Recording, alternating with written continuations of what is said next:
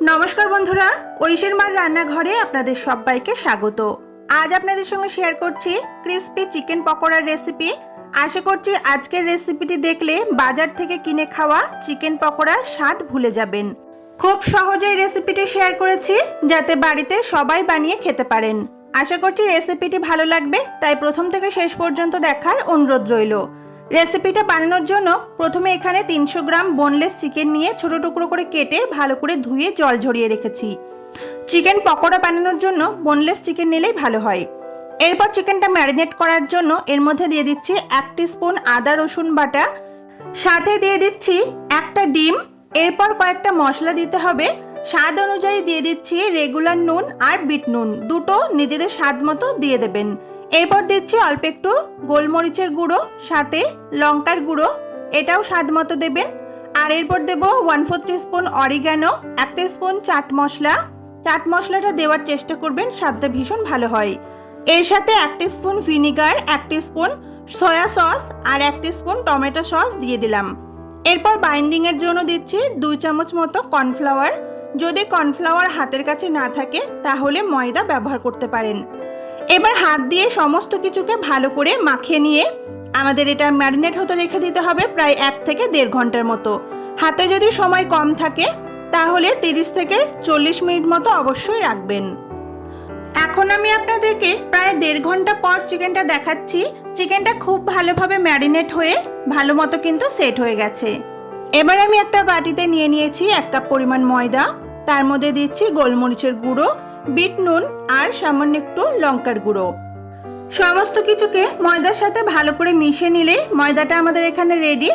এরপর ম্যারিনেট করে রাখা চিকেনটাকে নিয়ে একবার ভালো করে মিশিয়ে নিতে হবে। তারপর একটা একটা করে পিস নিয়ে আমাদের এইটাকে এই ময়দার মধ্যে দিয়ে দিতে হবে। বেশ অনেক কটা পিসই আমি একসাথে ময়দার মধ্যে দিয়ে দেব। আর চিকেনের যে হালকা গ্রেভিটা থাকবে সেটা কিন্তু দেওয়ার দরকার নেই। কয়েকটা চিকেন দেওয়ার পর হালকা হাতে এইভাবে চিকেনটাকে ময়দার সাথে কোট করে নিতে হবে। খুব বেশি চেপে চেপে করার দরকার নেই, হালকা হাতে এভাবে একটু নাড়াচাড়া করে মিশিয়ে নিলেই কিন্তু হবে। এরপর আমি দেখুন একটা বাটিতে নিয়েছি কিছুটা ফ্রিজের ঠান্ডা জল। এখানে চাইলে আপনারা কয়েক কুচি বরফও দিয়ে নিতে পারেন। এই চিকেনের পিসগুলোকে ময়দাটাকে এইভাবে হালকা করে ঝেড়ে এই ঠান্ডা জলের মধ্যে আমি দিয়ে দিচ্ছি। এইভাবে ঠান্ডা জলের মধ্যে চিকেনগুলোকে আমাদের কয়েক সেকেন্ড মতো রেখে দিতে হবে। ওই 30 থেকে 40 সেকেন্ড বা 1 মিনিট মতো রাখলেও হবে। আমি আরও কয়েকটা চিকেনের টুকরো নিয়ে ময়দার সাথে এইভাবে কোট করে তারপর ঠান্ডা জলে দিয়ে দিচ্ছি। তারপর সবকটাকে ওই 1 মিনিটের মতোই রেখেছিলাম। এরপর একটা কাঁটা চামচ দিয়ে এইভাবে চিকেনের পিসগুলো জল থেকে তুলে ময়দার মধ্যে আবারও দিয়ে দেব। এবার এখানে কাঁটা চামচটা ব্যবহার করলে কি হবে, এক্সট্রা যে জলটা সেটা কিন্তু ঝরে যাবে। বন্ধুরা, আজকের রেসিপিটি যদি আপনাদের ভালো লাগে তাহলে অবশ্যই ভিডিওর নিচে দেওয়া লাইক বাটনে প্রেস করতে ভুলবেন না। আর যদি ভালো না লাগে তাহলে ডিসলাইক বাটন আছে, সেটাও প্রেস করতে পারেন। তবে যে কোনো একটাতে প্রেস করবেন, তাহলে আমি বুঝতে পারবো আমার রেসিপি আপনার কেমন লাগলো। তো যাই হোক, এখানে দেখুন চিকেনের পিসগুলো ময়দার মধ্যে আবারও দিয়ে দেওয়ার পর বেশ চেপে চেপে হাত দিয়ে এইভাবে কোট করে নিচ্ছি। প্রথমবার যখন ময়দায় কোট করব তখন হালকা হাতে করব, আর দ্বিতীয়বার যখন ময়দায় কোট করব তখন কিন্তু বেশ একটু চেপে চেপেই করতে হবে। এতে করে চিকেনের মধ্যে কিন্তু খুব সুন্দর একটা ডিজাইন হবে, একদম কেএফসি স্টাইলে যেরকম একটা ডিজাইন হয় সেটাই হবে।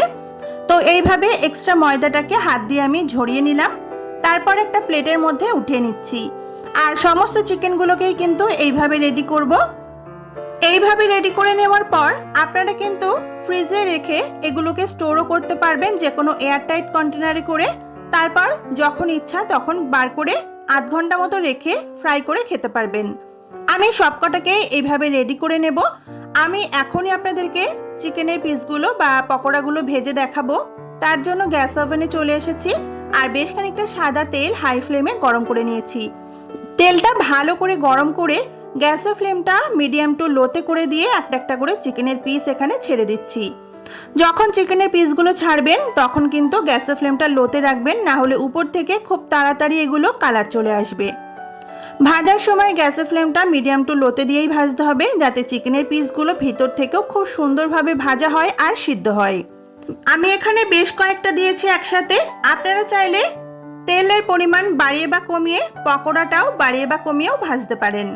এখানে কয়েক সেকেন্ড মতো অপেক্ষা করার পর তারপর আমি একটা ছাঁকনির সাহায্যে এইভাবে উল্টে পাল্টে পকোড়াগুলোকে ভেজে নেব। এক একটা ব্যাচ পকোড়া ভাজতে কিন্তু প্রায় 6 থেকে 7 মিনিট মতো সময় দিতে হবে, না হলে ভিতর থেকে চিকেনগুলো কিন্তু কাঁচা থেকে যেতে পারে। দেখুন আস্তে আস্তে কিন্তু হালকা কালার চেঞ্জ হতে শুরু করেছে আর পকোড়ার গায়ে কত সুন্দর একটা ডিজাইনও হয়ে গেছে। আপনাদেরকে একটু কাছ থেকেও আমি দেখিয়ে দিচ্ছি। আমি এখানে যে পরিমাণ চিকেন ব্যবহার করেছি তাতে করে আমি মোট 3টে ব্যাচে চিকেন পকোড়াগুলোকে ভেজে নিয়েছিলাম। এখানে দেখুন বেশ লালচে কালার চলে এসেছে। এর থেকে বেশি আর লাল করে ভাজবো না, তাহলে ওপরে কোটিংটা কিন্তু খুব বেশি পরিমাণে শক্ত হয়ে যায়। তো এইভাবে ভালোভাবে তেল ঝরিয়ে আমি চিকেন পকোড়াগুলোকে তুলে নিচ্ছি। আর এগুলোকে অবশ্যই গরম গরমই সার্ভ করতে হবে, তাহলে খেতে বেশি ভালো লাগবে। প্রথম ব্যাচে চিকেন পকোড়া ভাজা হয়ে গেলে এইভাবে বাকি 2 ব্যাচও আমি ভেজে নিয়েছিলাম, সেই ভিডিওটা দেখাইনি।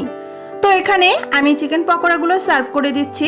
যখন আপনারা চিকেন পকোড়াগুলো সার্ভ করবেন ওপর থেকে একটু বিট নুন আর চাট মশলা ছড়িয়ে চিকেন পকোড়াগুলো সার্ভ করবেন, তাতে খেতে কিন্তু আরো বেশি চটপটা লাগবে। সাথে একটু টমেটো সস দিয়ে এটাকে পরিবেশন করতে হবে। আমি একটা চিকেন পকোড়া আপনাদের ভেঙেও দেখিয়ে দিচ্ছি যে ভিতর থেকে চিকেনটা কত সুন্দর নরম আর জুসি আছে। তাহলে বন্ধুরা আপনারাও বাড়িতে এইভাবে একবার চিকেন পকোড়া বানিয়ে খান। আর রেসিপিটি আপনাদের কেমন লাগলো অবশ্যই কিন্তু আমাকে কমেন্ট করে জানাতে ভুলবেন না। রেসিপিটি ভালো লাগলে ভিডিওতে একটা লাইক করে আমার চ্যানেলটিকে সাবস্ক্রাইব করে নেওয়ার অনুরোধ রইল। দেখা হবে আবার পরের দিন নতুন কোনো রেসিপিতে। সবাই সুস্থ থাকবেন, ভালো থাকবেন। আজকের মতো টাটা।